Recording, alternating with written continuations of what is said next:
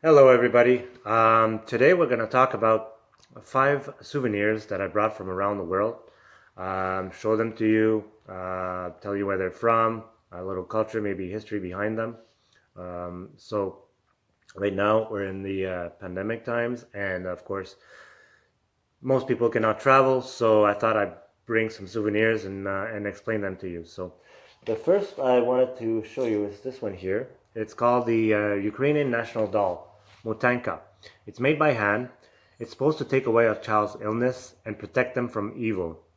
As you can see, it doesn't have a face because a face would have a soul, and a soul can be good but also can be evil, and they don't want any evils in their home. Um, because it also could be possessed. That's what they say. So again, this is from Ukraine, the Ukrainian national doll called Motanka. All right. So the next one I wanted to show you is this here.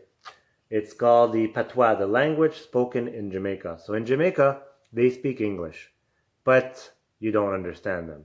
The reason is because they use different expressions. As you can see, for example, a good-looking girl is christing, as that's how they say it. And what was funny is that when they talk between each other, I couldn't really understand them.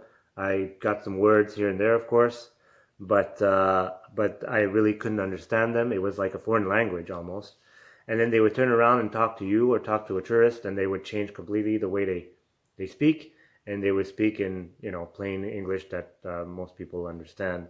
The history behind this is from slavery, so they wanted to have their own language so they could or expression so they can understand each other without the white people being able to understand.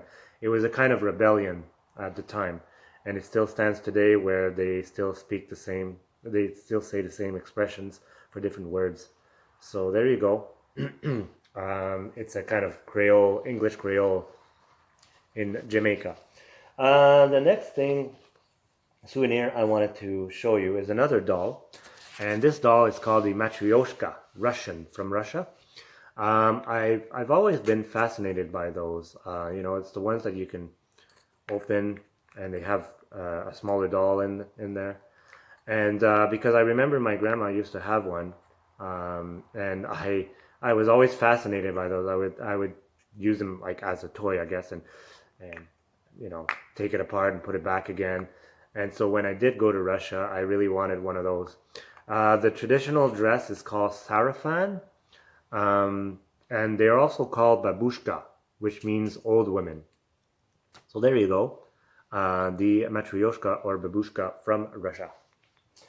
The next thing I wanted to show you is Navajo art. So Navajo is a Native American people in the lands like they take part of Arizona, some part of Utah, and some part of New Mexico. But where I went was Navajo Valley, or Navajo Monument Valley. Sorry, is this where I went? And Monument Valley is a beautiful, beautiful place.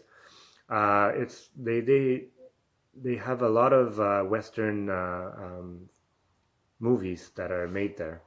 And if you can look behind here, he wrote something. So this person had an Airbnb where I stayed in, and he had some art, and so I bought that from him, and so it's his kind of Navajo art, and I believe this is a sun, or it represents one side of sun, the other side the moon, and with traditional stuff on it.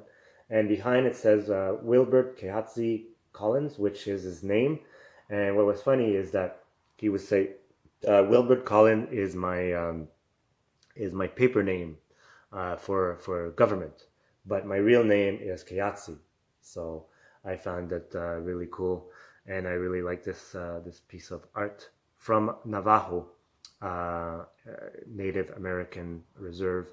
Actually, it's the largest Native American reserve in the United States. So the last thing I wanted to show you is this thing. It's called a blowgun. I got this from the Amazon in Peru, and I went on a tour, and the tour we met some tribe, a certain tribe. It was called Wahua, tribe, they gave us a demonstration with those blowguns.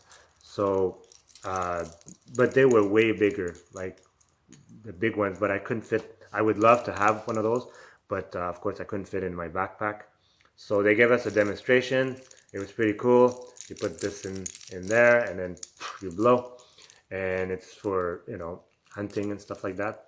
So this one I'm not sure if it works actually. I never actually tried it, but I think it's just the ones that they sold over there, and I'm not, like I said, I'm not sure if they actually work. So blowgun, they're from some tribes in Asia, South America, and places in the Amazon too. So there you go, blowgun from Peru.